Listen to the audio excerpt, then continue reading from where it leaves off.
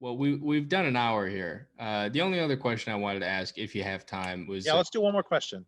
this is kind of just a total curveball question. What do you think of Greta Thunberg? So I don't know anything about her personally, obviously, Right. never met her or anything. And I don't know much about her message, so I can't comment on that. So the short answer is I don't think much either way. Yeah. But I have another answer that doesn't have to do with her, but something I find appalling, reprehensible, which is the environmental movement does this. They've done this for at least the last 20 years. They choose a kid, and then that kid becomes a spokesperson for the environmental movement. Right. And when the kid ages out, they choose another one. Yeah. And Yeah.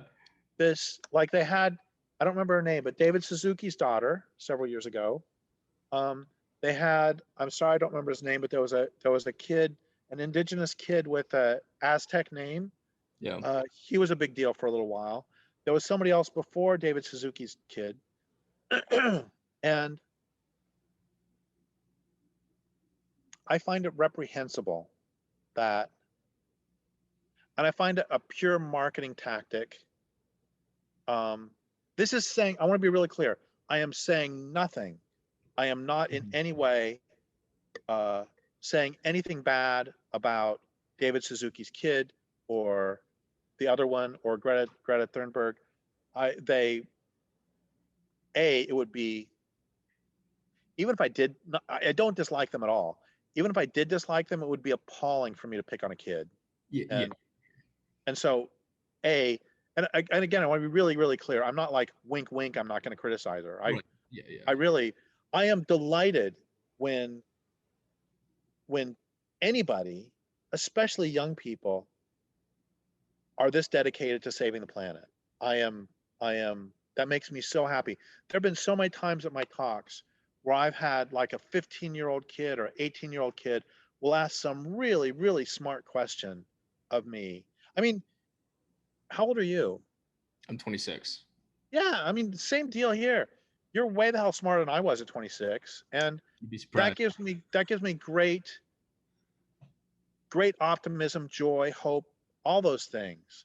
That you're asking the questions you are at 26, and it's the same with kids. It's even more when somebody's like 15 and they're asking some really smart question.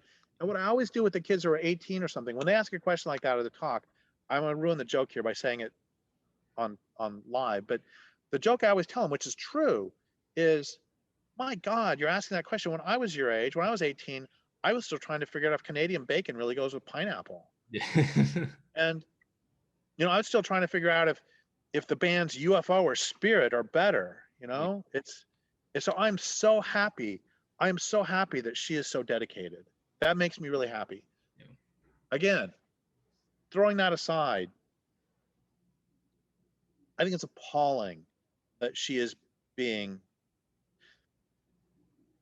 I hear what you're saying, because it's the part that's strange about it is, like when I see some news article on Forbes where it's like some 8-year-old kid has started a company and he's a young entrepreneur. It's like, okay, well, how much were the parents really involved here? And some 14 or 15-year-old kid is given talks at the UN. It's like, surely there's a larger apparatus at play here, and it feels strange. um Yeah, yeah, exactly. And also, you know, I just I'm glad that what I had to say between the ages of 15 and 22 is not is not a matter of public record. yes. Because I mean, maybe they really are super wise and prodigies, but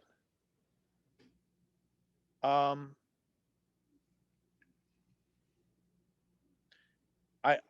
I don't. There is a reason that traditional communities respect elders. Right. Um, and again, I'm not saying that no young person ever has anything to say. Okay, like Joseph Campbell. wrote Hero with a Thousand Faces, a bunch of other books, wrote on mythology. And I loved the line that he had, which was he spent his 20s learning how to write so that when he got to his 30s and had something to say, he would know how to say it. Hmm. And that's true. I mean, for God's sake, when I was 19, I voted for Ronald Reagan. Yeah. And, you know, I mean, thank God he didn't win by one vote, or I would have just killed myself.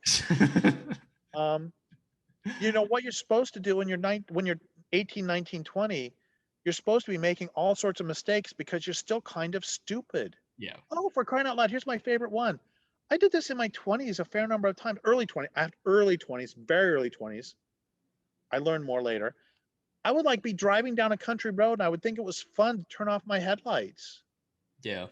That's Like, totally something a 20-year-old guy. or another great example, I'm driving through a snowstorm and I'm late for an intramural basketball game. How important is that?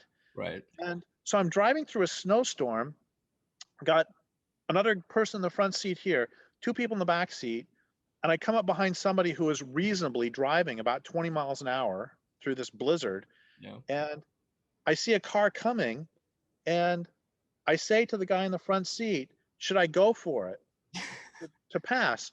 Meanwhile, the two people in the back seat are discussing whether one of them is going to run for college office, like, you know, freshman or sophomore president or something. One person had said, should I run for it? And the other person, right when I said, should I go for it? The other person said to him in the back seat, yes, go for it. Not even talking to me. So I step on it, Yeah. and um, everybody in the car except me starts screaming. And we did make it. Obviously, I didn't die. Right. But it's like, that's what you do when you're 20. Yeah. We did make it to the intramural game on time, by the way, There you go. which was the important thing. Yeah, of course. My point is just that, yes, there's, again, no disrespect whatsoever to any of these children Yeah. or youths. I just, I don't think, okay, if there would have been just one, the first time this happens, like, oh, that's so moving. That's so moving that a kid is speaking out like this and a kid's getting a voice. That's great. And then, like, 3 years later, I never heard of that kid again. And there's another one. It's like, okay. Yeah. And then 3 years later, there's another one. It's like, okay, wait a second. I think that there is something going on. And the fact that it's not an individual, it's the pattern that's bugging me. Right. Yeah, absolutely. That makes it seem really manipulative and planned and simply a PR move.